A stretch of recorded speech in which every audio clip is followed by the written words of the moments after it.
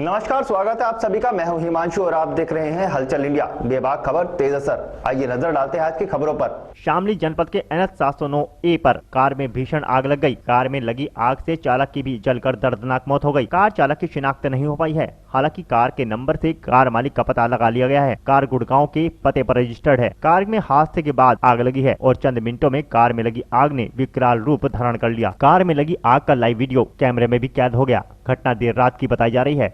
झिंझाना थाना क्षेत्र की काठा नदी के पुल के पास यह हादसा हुआ। मेरठ करनाल हाईवे पर क्रेन से खींचकर ले जाई जा रही टूरिस्ट बस की टक्कर से कार में आग लग गई। देखते ही देखते आग की लपटों ने कार को अपनी आगोश में ले लिया। इस हादसे में चालक को निकलने का मौका नहीं मिल पाया और वह सीट पर ही बैठे बैठे जिंदा जल गया। दुर्घटना स्थल से करीब आधा किलोमीटर दूर ढाबे पर काम करने वाले लोगों ने बताया कि टक्कर लगते ही कार में आग लग गई थी और कार तेज लपटों के साथ जलती रही और वाहन वहां से गुजरते रहे। टूरिस्ट बस को खींचकर ला रही क्रेन व टूरिस्ट बस के चालक वाहन छोड़कर मौके से फरार हो गए। फिलहाल पुलिस ने शव को कब्जे में ले लिया है और आगे की पड़ताल शुरू कर दी है।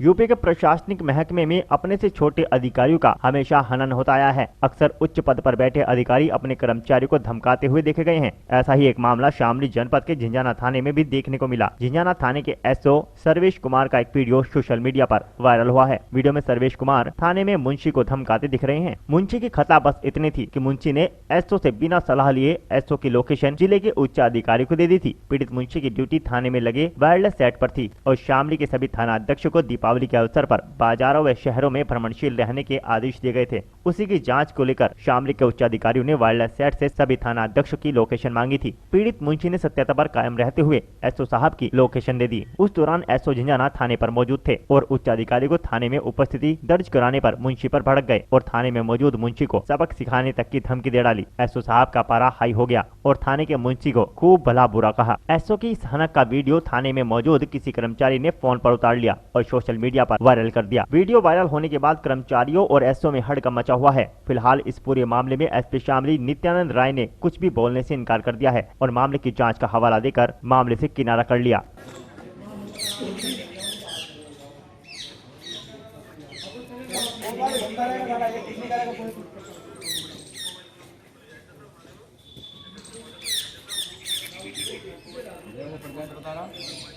वो लोकेशन पर लैंड बता रहा, देख लो होशियार, देख लो कितने होशियार आदमी बैठे हैं खाने में। मैं आगे खड़ा नहीं हुआ, अभी खड़ा ही हुआ हूँ। इसने परसेंट बता दिया कितना करंट चलता है इन लोगों का।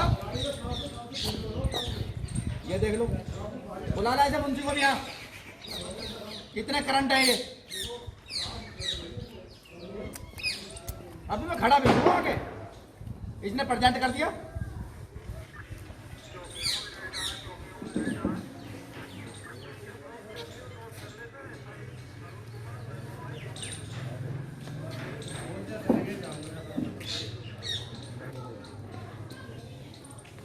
बोला कर जरा कौन बैठा सेट के ऊपर।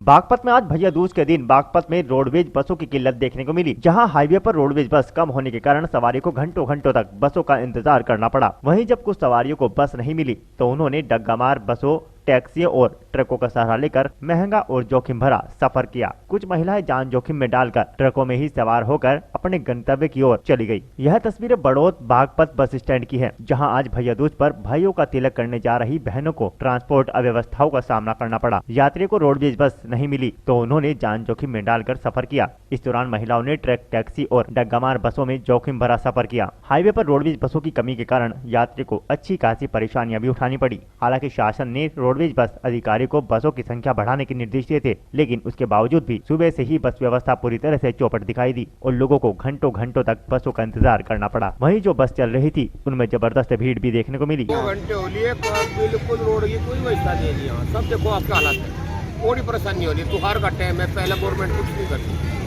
रोड विभाग बिल्कुल कुछ नहीं नील है। देखो हालत क्या है, लेडीज बच्चे क्या कितनी परेशानी है। तो इसको करना चाहिए, बिल्कुल गवर्नमेंट को करना चाहिए। सुविधा अच्छी नहीं है, ठीक है जी। अच्छी देखो बच्चे कितने परेशान हो रही है। कितने घंटे से आप लगे अब आप परेशान हो, आपको कब पहुंचना है, किस तरीके से? बताओ क्या परेशानी है? बहुत परेशान।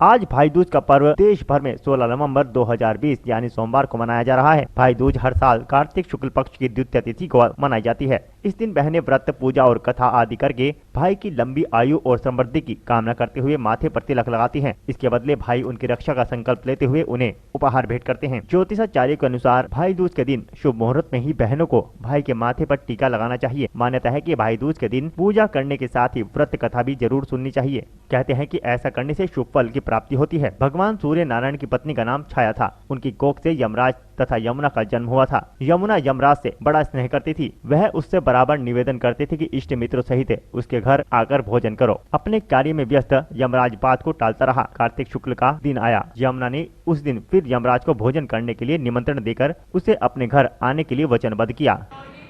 राजकुमार तोमर, वरिष्ठ केंद्र प्रभारी, उत्तर प्रदेश परिवहन निगम मुजफ्फरनगर डिपो।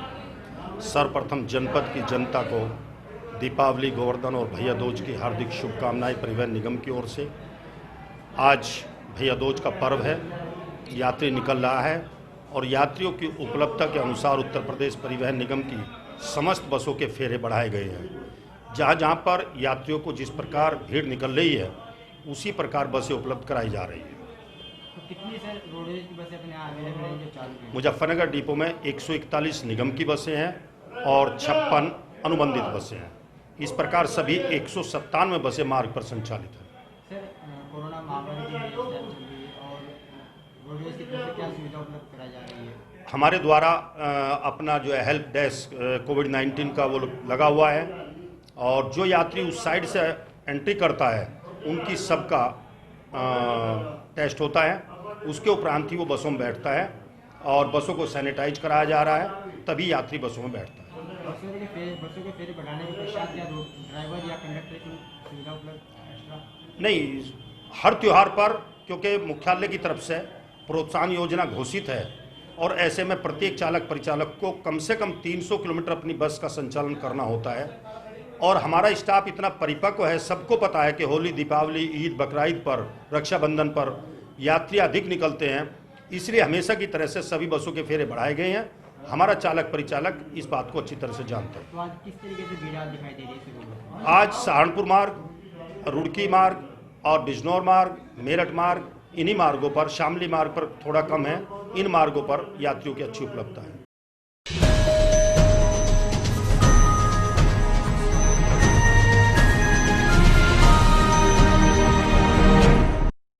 मेरठ रोड स्थित उत्कर्ष फर्नीचर के गोदाम में अज्ञात कारणों के चलते भयंकर आग लग गई। आग लगने के कारण फर्नीचर के गोदाम में रखा लाखों रुपए का सामान जलकर राख हो गया। फर्नीचर शोरूम के मालिक के द्वारा आग की सूचना अग्निशमन विभाग को देने पर घटनास्थल पर अग्निशमन विभाग की कई यूनिटें पहुंच गई, जहां यूनिट के द्वारा बड़ी ही मुश्किल से आग पर काबू पाया गया। जब तक आग पर अग्निशमन विभाग की टीम ने काबू पाया तब तक लाखों रुपए का फर्नीचर जलकर राख हो चुका था। वहीं फर्नीचर के गोदाम में आग की सूचना पर घटनास्थल पर पहुंचे राज्य मंत्री कपिल देव अग्रवाल ने घटना का जायजा लिया। इस दौरान गोदाम के मालिक के राज्य मंत्री कपिल देव अग्रवाल को देख सब्र का बांध टूट गया और वह रोना शुरू कर दिया। जिसके पश्चात राज्य मंत्री कपिल देव अग्रवाल ने पीड़ित गोदाम के मालिक व उसके पुत्र को ढांढस बंधाते हुए हर संभव सहायता का आश्वासन दिया। वहीं आग के संबंध में अग्निशमन विभाग के मुख्य अधिकारी रमाशंकर तिवारी ने बताया कि उन्हें फायर स्टेशन पर 10:30 बजे आग की सूचना प्राप्त हुई थी और साथ ही शोरूम के कर्मचारी ने भी फायर स्टेशन पर आग की सूचना आकर दी थी, जिसके बाद उनकी टीम मौके पर पहुंची और आग पर काबू पाया। ये संदीप जैन है और दीप फर्नीचर के नाम से खादरवाला में एक बहुत बड़ा शोरूम का पहले से ही है। ये इंडस्ट्रियल एरिया में शोरूम भी है और गोदाम भी है। तो यहाँ पर आज सुबह आग की घटना हुई, जानकारी हमको मिली तो फायर ब्रिगेड भेजा, इंस्पेक्टर सिविल लाइन को भेजा। बहुत बड़ी घटना हुई है, बहुत बड़ा नुकसान हुआ है। त्यौहार का समय चल रहा है, शादियों का भी सीजन चल रहा है, तो शादियों का भी बहुत सारा सामान तैयार था। बहुत बड़ी घटना हुई है, बहुत नुकसान हुआ है और मैं परिवार को ठांडस बनाने के लिए यहाँ पर पहुँचा हूँ। मेरे लिए भी चूँकि मेरे पारिवारिक संबंध है, छोटे भाई जैसे हमारे हैं, इसलिए मेरे लिए बहुत कस का विषय है। और फायर ब्रिगेड ने आकर के तुरंत इसको कार्रवाई करके बुझाने का काम किया है आग को, और आगामी कार्रवाई पुलिस अपना काम करेगी। देखिए जैसा भी व्यवस्था बनेगी, जो भी सिस्टम में चीज़ें होंगी वो करेंगे। अब पता करें, उसकी भी जांच होगी, उसकी भी जांच कर रहे हैं ना, ये फायर स्टेशन वाले लोग हैं, ये जांच कर रहे हैं कि सर्किट से हुई है या कुछ और घटना हुई है, इसकी भी जांच होगी तभी कोई बात कही जा सकती है। फायर स्टेशन पर 10:30 बजे सूचना प्राप्त हुई। उसी समय इनका एक बंदा भी आके बताया कि हमारे उद्दीप फर्नीचर बताया इंडस्ट्रियल एरिया सुजनू में फेडरेशन के बगल में, लेकिन यहाँ हम लोग आए तो उद्दीप का नाम बदल के उत्कर्ष हो गया है। तो पीछे साइड में इनकी आग लगी हुई थी जहाँ पर रेडीमेड माल तैयार करके रखा जाता है। फायर यूनिट तत्काल 2 गाड़ियाँ लेकर हमारे दरोगा जी ऋषभ पवार आए, तत्काल मैं भी घटनास्थल पर पहुंचा। बगल में हमें पानी भी मिल गया बाबा एयर गैसेज से, और आग को पूर्ण रूप से बुझा दिया गया है। चूँकि फर्नीचर महंगे हैं और तैयार माल था, इसलिए क्षति इनका बहुत हुआ है। आग लगने का कारण और क्षति का विवरण इनके द्वारा, मालिक द्वारा, संदीप जैन द्वारा प्रस्तुत किया जाएगा। तो अन्वेषण में देखा जाएगा कि कैसे लगी, क्या हुई, लेकिन भारी क्षति हुई है इनकी। अन्य अगल बगल चूँकि इंडस्ट्रियल एरिया है, उस आग को हम लोग फैलने से रोक दिया था। और हमने गाड़ियां तो 3 घटनास्थल पर आ गई थी, बीच रास्ते से 2 गाड़ियों को वापस कर दिया, क्योंकि आग हमने कंट्रोल कर लिया था, इसलिए अन्य गाड़ी को बुलाने की आवश्यकता नहीं हुई। चूँकि सुबह का समय था, ये लोग अपना आज शोरूम खोले थे 2 दिन के बाद। अब किन कारणों से लगी, कैसे लगी, ये तो हम अभी अध्ययन करेंगे। फिलहाल क्षति हुई है और शोरूम के पिछले पार्ट में जो सामान रखा था उसी में आग लगी है। आगे के सामान को हम लोगों ने बचा भी दिया, बाहर भी निकलवा दिया गया था। शेष कुशलता है, कोई जनहानि नहीं हुई।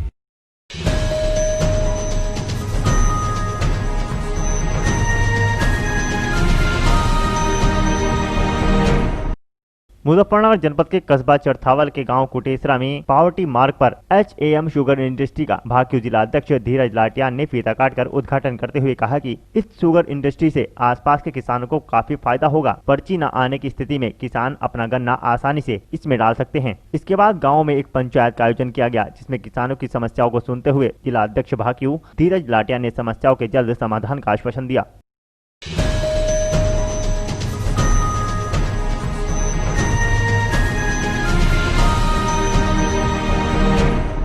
सहारनपुर के गागलहेड़ी थाना क्षेत्र के गांव सुनहटी खरखड़ी में गांव में पानी निकासी की समस्या को लेकर विवाद हो गया। पुलिस प्रशासन मौके पर पहुंचा और मामले को शांत कराने में जुट गया। मामला खरखड़ी में ग्राम प्रधान जोत सिंह द्वारा गांव में सीसी निर्माण कार्य कराया गया है, जिसमें पानी निकासी के लिए नाली नहीं बनाई गई। गंदे पानी और फैली गंदगी से परेशान होकर कुछ लोगों ने ग्राम प्रधान की जिला अधिकारी को शिकायत की थी, जहाँ विकास कार्यों में धांधली पाए जाने के कारण ग्राम प्रधान को सस्पेंड कर दिया गया। गाँव में पानी निकासी को लेकर राजनीति की जा रही है। पानी से फैल रही गंदगी को देखते हुए गाँव वालों में आपस में ही विवाद हो गया, जिसकी सूचना गागलहेड़ी पुलिस को मिली, जिस पर थाना प्रभारी भानु प्रताप सिंह ने पुलिस टीम के साथ तुरंत गांव में पहुंचकर मामले को शांत कराया।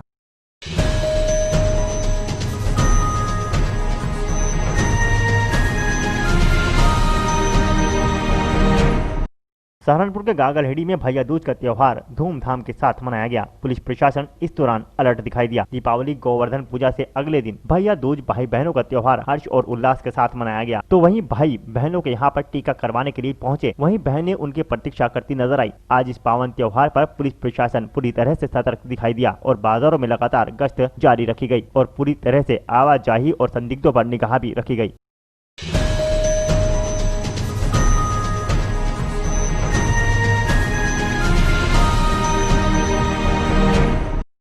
अमरोहा के हसनपुर में सुबह से लेकर दोपहर तक भाई बहन का असीम प्यार भैया दूज का त्योहार देखने को मिला। वहीं नगर के रहरा अड्डे पर मिष्ठान भंडार संचालक योगेश कुमार द्वारा मिठाइयां तैयार की गई हैं, तो यह नजारा देख महिला व पुरुषों की मिठाई खरीदने के लिए लाइनें लग गई। बाजार में भारी भीड़ नजर आई। एक तरफ भाई बहन के यहाँ भाई दूज त्योहार पर तिलक करने जा रहे थे, तो कहीं कहीं बहनों को समय नहीं मिल पाया और भाई भी तिलक कराने बहन के यहाँ आ पहुँचे। यहाँ पर बहनों ने उन्हें तिलक किया और मिठाइयाँ खिलाई।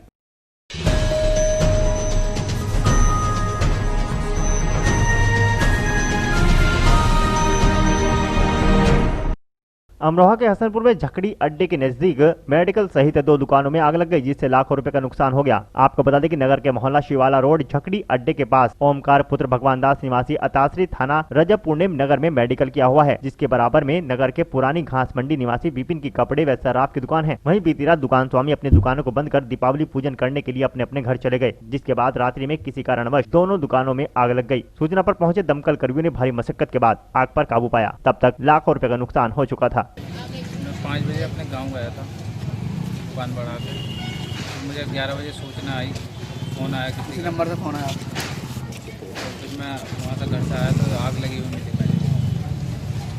कितने का नुकसान माना जा रहा है? लगभग 50,000।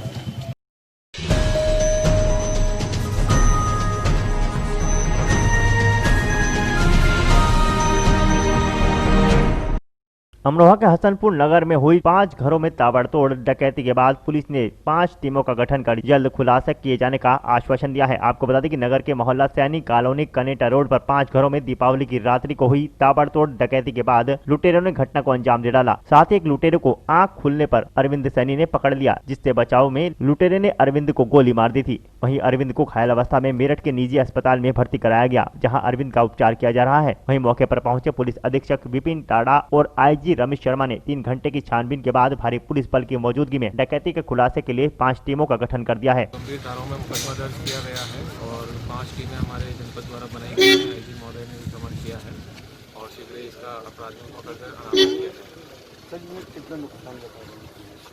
जी, इसमें अभी इनका अलग अलग जो लिस्ट है वो देना है इनको।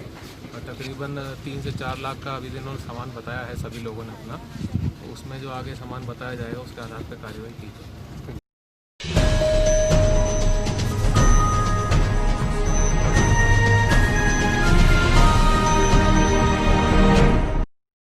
आज के बुलेटिन में इतना ही। कल फिर होंगे हाजिर कुछ नई और ताजा खबरों के साथ। देखते रहिए हलचल इंडिया, बेबाक खबर तेज असर।